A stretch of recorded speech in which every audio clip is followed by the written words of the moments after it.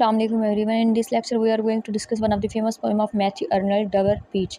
First of all, we see our poet introduction. Matthew Arnold was born on December 24, 1822 and died in 15 April 1888. ये कब पैदा हुआ 1822 के अंदर और इसकी डेथ कब हुई 1888 के अंदर. He was English poet and cultural critic characterized as the sage writer.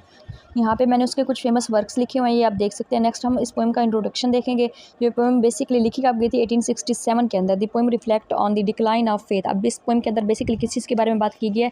Decline of faith mean decline of religion in Victorian era. The poem is set in English Castellan, specifically at the Dover, and it explore the theme of love. अब इसके अंदर ज़्यादातर किस चीज़ की theme explore की गई है? Love की, लॉस की, and the search for meaning. The poem represent the clash between science and religion. अब यहाँ पे किस चीज़ का कंपैरिजन किया गया हो गया? एक तो साइंस का और दूसरा किसका? रिलीजन का. मतलब इस दौर में विक्टोरियन एरा में क्या हुआ? एक रिलीजन का क्या हो गया? डिक्लाइन हो गया, और जो साइंस थी वो क्या हो गया? अपने पीक पे आ गई. ठीक है. This poem is written in a dramatic monologue. It is a lyric poem. हम अपनी पोएम की समरी देखेंगे. समरी देखने से पहले मैं आपको पोएम का थोड़ा सा बैकग्राउंड बताऊंगी. इसके अंदर जो हमारा ऑथर होता है वो क्या गया हुआ था इंग्लैंड के अंदर एक बीच पे जिसका नाम क्या था? डवर बीच. ठीक है. वहाँ पे गया होता है अपनी लवर यानी अपनी वाइफ के साथ. वहाँ पे वो जाता है अपनी वाइफ के साथ घूमने के लिए. वहाँ पे फिर वो जाके पोएम जो सीन वगैरह देखता है उसके देख के जो कुछ फील करता है, जो कुछ उसके माइंड में आता है, ठीक है, फिर वही क्या करता है वो पोएम की फॉर्म में लिख देता है. ठीक है. This poem is about meditation and the loss of faith. Basically ये किसके बारे में? लॉस ऑफ फेथ के बारे में. ठीक है. अनसर्टेनिटी ऑफ लाइफ के बारे में. The poem is set on the coast of Dover in England. अब इंग्लैंड के अंदर एक बीच है जिसका नाम क्या था? डवर बीच. इस वहाँ पे ना जो हमारा ऑथर होता है गया हुआ होता है अपनी वाइफ के साथ. Where speaker stands one night. जहाँ पे क्या वो स्पीकर जो है एक रात ठहरा हुआ होता है. ठीक है. फिर ही लुक्स एट द सी. वो कहाँ पे देखते हैं? समंदर पे. फिर जो कुछ उसको जो सीन नज़र आता है, जो कुछ वो फील करता है, वो उसको क्या करता है? पोएम की फॉर्म में लिख देता है. He is struck by the beauty of scene but also aware of the darkness. अब वो बता रहा है ये जो सीन है, ये खूबसूरत समंदर है. ठीक है. ये तो दिखने में क्या है? बहुत शांत है, बहुत ही काम है, बहुत ही खूबसूरत है, लेकिन मैं इसकी जो डार्कनेस है या इसके अंदर का जो डेंजर है मैं उसको क्या है अच्छे तरीके से जानता हूँ. ठीक है. The poem is divided into 4 stanzas. इस पोएम को ना 4 स्टैंजाज में डिवाइड किया गया है.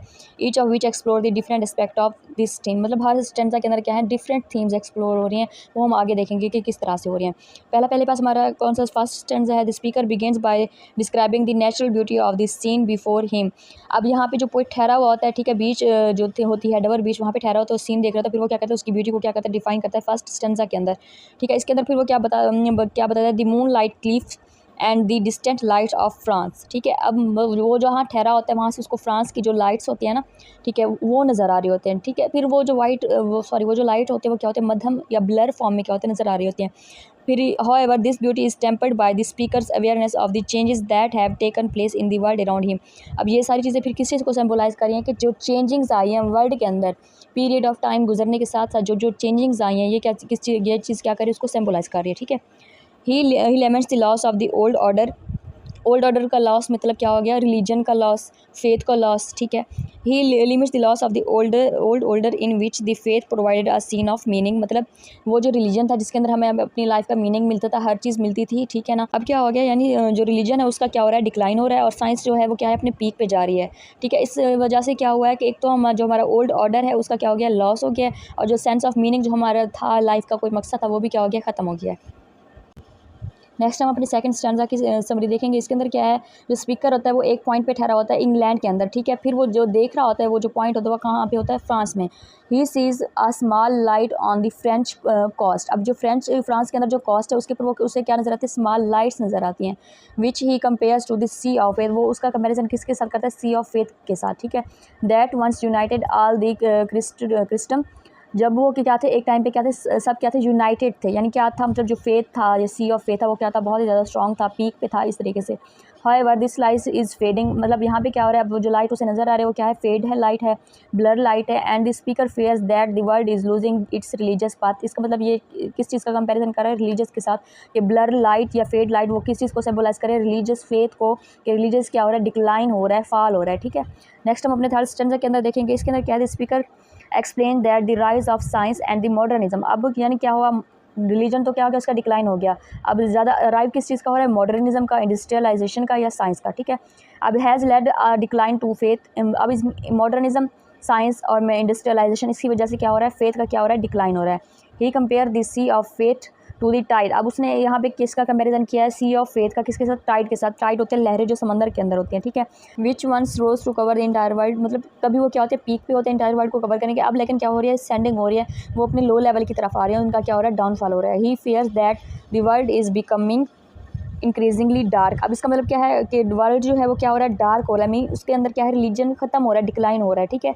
And chaotic and that there is a longer any certainty of meaning of life. इसके अंदर क्या बता रहे हैं, मतलब रिलीजन क्या हो रहा है, डिक्लाइन हो रहा है, जिसकी वजह से हमारा जो मीनिंग ऑफ लाइफ है वो भी क्या हो रहा है, खत्म हो रहा है, ठीक है। नेक्स्ट हमारा जो लास्ट स्टैंजा है, फोर्थ स्टैंजा। अब इसके अंदर हम देखेंगे कि पोइट ने किसके बारे में बात किया। The poet conclude the poem by addressing his beloved. मैंने बताया था ना, ये पोएम पोइट कब लिखता है, जब वो गया हुआ होता है अपनी लवर के साथ डवर बीच के ऊपर इंग्लैंड के अंदर घूमने के लिए। वहाँ पे फिर वो कंक्लूजन पोएम का कैसे करता है, अब एंड में किसको मेंशन कर देता है, अपनी बिलवर्ड को, यानी अपनी वाइफ को या अपनी लवर को। He urges her to cling to their love as the only source of comfort and meaning in the world that is otherwise desolate and the unforgiving.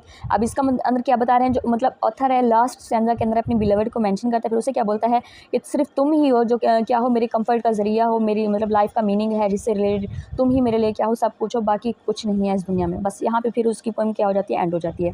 अब हम अपनी पोएम के अंदर थीम देखेंगे। फर्स्ट जो थीम है वो है लॉस ऑफ फेथ। अब मैंने पोएम के अंदर बताया मेन हमारी थीम क्या है, लॉस ऑफ फेथ। अब इसका मतलब क्या है, decline of faith, decline of religion, या मतलब किस चीज़ का आना, इंडस्ट्रियलाइजेशन का आना, साइंस का आना, ठीक है, मॉडर्निज्म का आना, इसकी वजह से क्या हो रहा है, रिलीजियस का डिक्लाइन हो रहा है और फेथ का भी क्या हो रहा है, लॉस। नेक्स्ट जो हमारी सेकंड थीम है वो है क्या है, decline of society.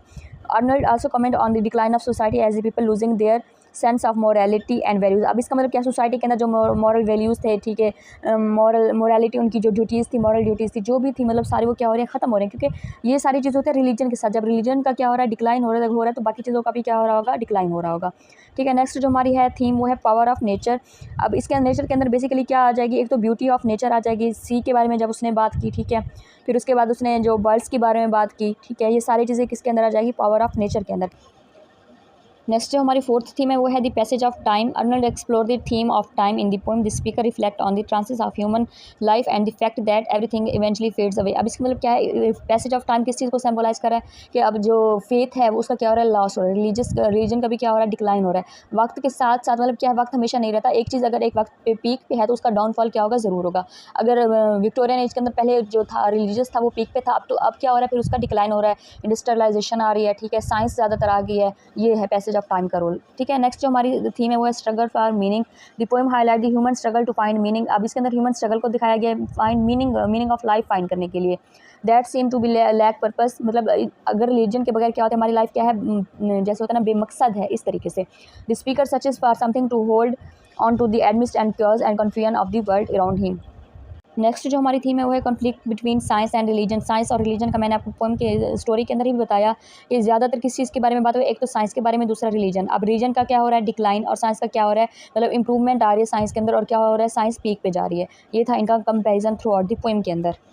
Last theme है वो है इंपॉर्टेंस ऑफ लव। अब लव की बात कहाँ पे आएगी, जब लास्ट स्टैंजा के अंदर पोइट जो है अपनी लवर को मेंशन करता है, बिलवर्ड को मेंशन करता है। अब वहाँ से क्या शो होगा, इंपॉर्टेंस ऑफ लव के बारे में, ठीक है। जो पोइट होता है वो क्या बिलीव करता है, he still believes that the power of love. वो किस पे बिलीव करता है, पावर ऑफ लव पे। The poem suggest that love is a force that can bring people together and provide comfort. अब पोइट के मुताबिक क्या है, जो लव है उसके अंदर इतनी ताकत है, इतनी फोर्स है कि वो लोगों को क्या करे, पीपल को टुगेदर, मतलब उनको क्या करे, इकट्ठा कर दे और उनको क्या कंफर्ट प्रोवाइड करे, ठीक है। नेक्स्ट हम अपनी पोएम की सैम्पल्स देखेंगे। पोएम के अंदर इंपॉर्टेंट सैम्बल देखेंगे। फर्स्ट जो हमारे पास सैम्बल है वो है सी। सी बेसिकली किस चीज़ को सिंबलाइज कर रहा है, सी ऑफ फेथ को, अनसर्टेनिटी ऑफ लाइफ को। It also symbolise vastness and the power of nature. Next second जो हमारी थीम है वो है tide. Tide represent the passage of time. अब पैसेज ऑफ टाइम को किस तरह रिप्रेजेंट करेगी कि एक टाइम था जब टाइड की तरह रिलीजन जो था वो कहाँ पे था, पीक पे था, लेकिन अब उसका क्या हो रहा है, डाउनफॉल हो रहा है, ठीक है। जिस तरह टाइड पहले पीक पे हो जाती है, ठीक है, फिर क्या। Next symbol is moon. Moon represent the light of knowledge. अब यहाँ पे मून किस चीज़ को रिप्रेजेंट कर रहा है, लाइट ऑफ नॉलेज को, अंडरस्टैंडिंग को, ठीक है। फिर it presents the in the poem highlights the importance of elimination and insight. Payable represent small insignificant things in the life that can have powerful impact. अब इसका मतलब क्या है कि हमारी लाइफ के अंदर कुछ छोटी छोटी चीज़ें जिनका क्या हो, पावरफुल क्या हो, प्रोफाउंड इम्पैक्ट हो हमारी किसके ऊपर, लाइफ के ऊपर। मतलब लाइफ के अंदर जो ऑब्स्टेकल्स आते हैं यहाँ पे उसकी बात हो रही है, ठीक है। नेक्स्ट जो हमारी सिंबल है वो है night. Mind the unknown and the unseen force that shape the human experience, जो कि आप किसको शेप करते हैं, ह्यूमन एक्सपीरियंस को। नेक्स्ट जो थीम है, सॉरी नेक्स्ट जो सिंबल है हमारे पास वो है डार्किंग प्लेन। ये क्या रिप्रेजेंट कर रहे हैं, अनसर्टेनिटी को, confusion of human experience. Last जो हमारी थीम है वो है sound of waves, it represent the external and unchanging nature of universe. ये थी हमारी आज की पोएम डवर बीच बाय मैथ्यू अर्नल।